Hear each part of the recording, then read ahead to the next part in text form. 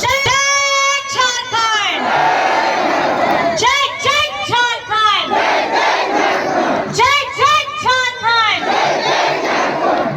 एक ही नारा, एक ही नारा।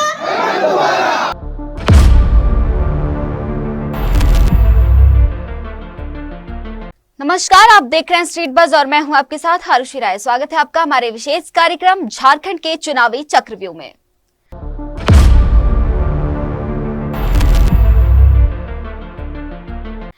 आज अगर चुनाव प्रचार के दौरान जनता के बीच सबसे ज्यादा कोई प्रभाव डालने वाले झारखंड में स्टार प्रचारक हैं तो वो है कल्पना सोरेन। आज उनकी लोकप्रियता लगातार लोगों के बीच बढ़ रही है। झारखंड विधानसभा चुनाव का बिगुल बज गया है, जिसके बाद राज्य के तमाम नेता चुनाव प्रचार में सक्रिय हो गए हैं। लोकसभा चुनाव के बाद झारखंड की सियासत में एक नाम बहुत तेजी से उभरा, वो है कल्पना सोरेन का। कल्पना सोरेन के प्रचार में लोगों का हुजूम देखने को मिलता है। खास करके जनजातीय मतदाताओं के लिए वो आकर्षण का केंद्र बन गई हैं। राज्य के खूंटी जिले में बुधवार की दोपहर जब कल्पना सोरेन चुनाव प्रचार के लिए पहुंची तो उनकी सभा में जनसैलाब उमड़ पड़ा।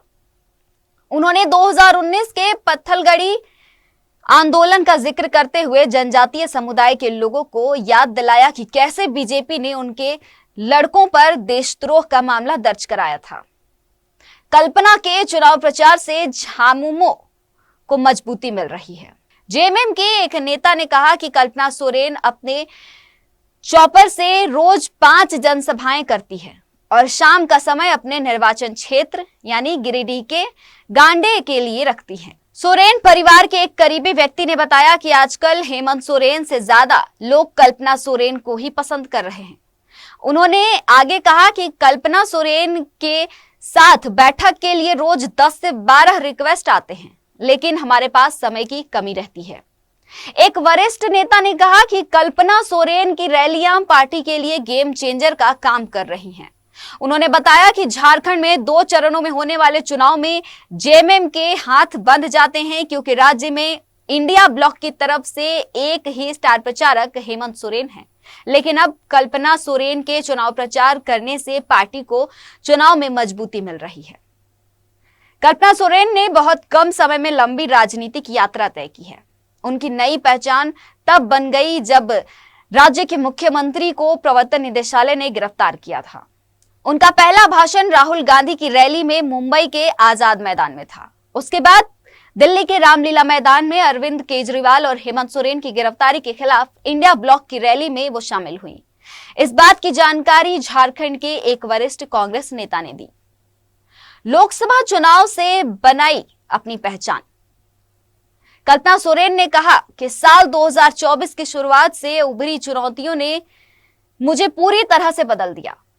मेरे ऊपर परिवार की जिम्मेदारी थी, लेकिन जनवरी के बाद गुरुजी यानी कि शिबू सोरेन और जेएमएम पार्टी ने उनके ऊपर बड़ी जिम्मेदारी सौंपी और मैं उसका निर्वहन पूरे दिल से करती हूं। कल्पना सोरेन जब कभी चुनावी जनसभा में जाती हैं तो भीड़ को झुककर जोहार कहकर अभिवादन करती हैं। उनकी यही बात जनता को सबसे ज्यादा भाती है। बीजेपी पर कल्पना सोरेन के हमले काफी असरदार होते हैं। कल्पना सोरेन ने बीजेपी के नारे बटेंगे तो कटेंगे पर हमला करते हुए कहा कि बीजेपी की कमजोरी की तरफ यह बयान इशारा करता है। कल्पना सोरेन ने कहा कि भाजपा के कुछ नेता बटेंगे तो कटेंगे जैसे नारे का इस्तेमाल करते हैं।